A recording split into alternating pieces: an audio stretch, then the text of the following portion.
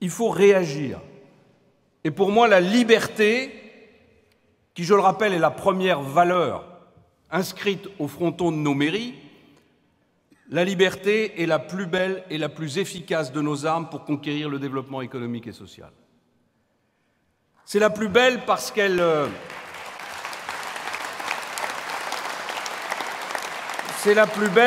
éveille en l'homme cette part d'audace qui le grandit face à la fatalité. C'est la plus efficace parce que la liberté est une rupture qui repousse les frontières du progrès. Pour M. Martinez et la CGT, rien ne doit changer. Ils sont contre la liberté et ils le prouvent tous les jours. Interdiction de parution des journaux, blocage des raffineries, des trains, des métros. Ce syndicat défend son pouvoir contre le pouvoir des Français de prendre leur vie en main.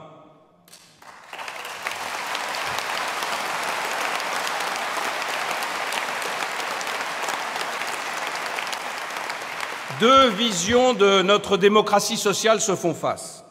Une vision verticale et autoritaire du syndicalisme à laquelle j'oppose, moi, une vision pragmatique et contractuelle largement décentralisée au niveau des entreprises.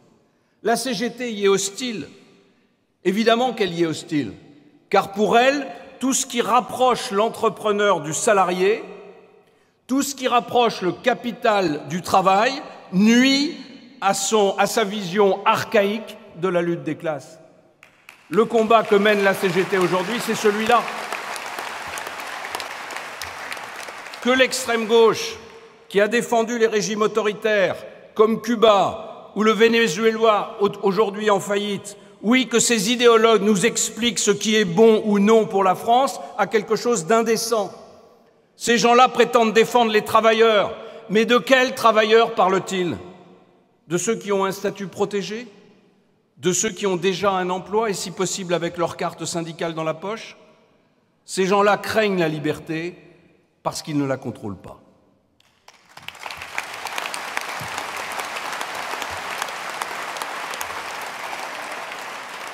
Mais croyez-moi, les chômeurs n'ont pas peur de la liberté.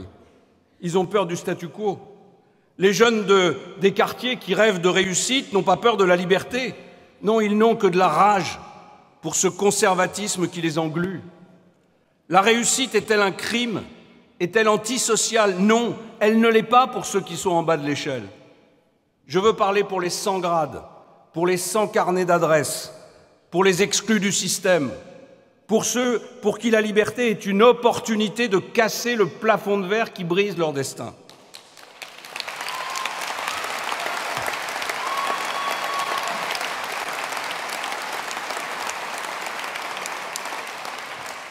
Je veux parler et je veux réformer pour tous ces Français qui en ont assez d'être freinés dans leurs élans.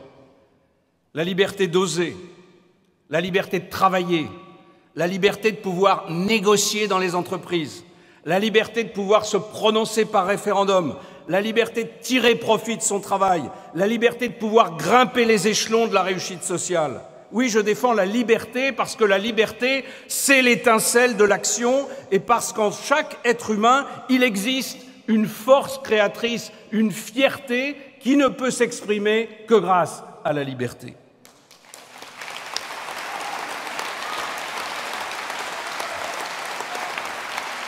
Nous avons trop longtemps oublié qu'avant de dépenser, avant de prévoir des nouvelles aides, il fallait produire, il fallait travailler et il fallait créer des richesses. Le meilleur moyen de lutter contre l'inégalité des chances et de lutter contre la pauvreté, c'est la croissance économique. Et pour cela, il faut des réformes structurelles radicales.